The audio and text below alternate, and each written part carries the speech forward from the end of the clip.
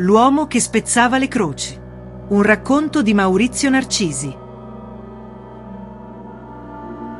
Ad ogni passo, con la vista bene attenta, focalizzava il sentiero che scorreva ai suoi piedi. Era ossessionato dalle croci, in particolare quelle formatesi in modo naturale. Se davanti a lui, in terra, due rametti si incrociavano, doveva assolutamente liberarli da quel segno nefasto.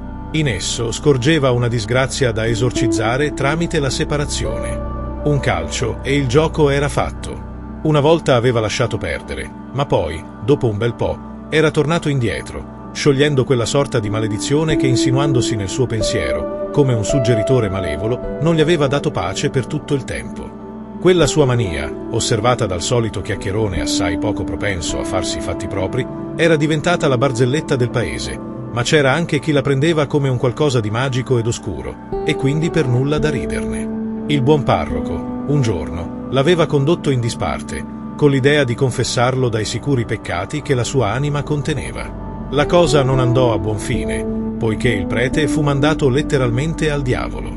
Da quel momento, ovviamente, i due prendevano un'altra direzione ogni qualvolta le loro strade si incontravano. Troverai sempre una croce sulla tua strada, ragazzo, e non sempre potrai levarla dal tuo cammino con una pedata. Gli disse anni prima una delle donne più anziane del paese. Parole che gli ritornarono alla mente quando il medico gli comunicò quello che aveva dentro. La cosa si stava impadronendo del suo corpo ad una velocità disumana. Osò chiedere la cruda verità e gli fu comunicato che da lì a 6 mesi sarebbe morto. Non credeva ai miracoli e quindi accettò la sentenza come si prende atto di una condanna. Non fu facile morire quotidianamente, ma sapeva che per quella croce, come aveva detto l'anziana donna, una pedata non avrebbe risolto il problema. Al suo funerale si presentarono in pochi. Negli ultimi giorni in vita, nel dubbio su cosa avrebbe trovato dall'altra parte, fece aggiungere al testamento la sua decisione di non apporre alcun tipo di croce alla bara e neppure sulla lapide.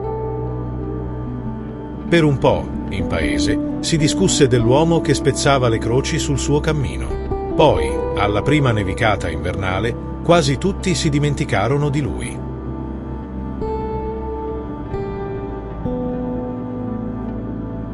L'uomo che spezzava le croci è un'opera di fantasia.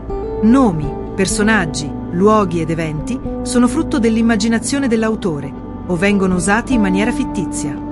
Qualsiasi somiglianza con fatti o persone reali, vive o defunte, è assolutamente casuale.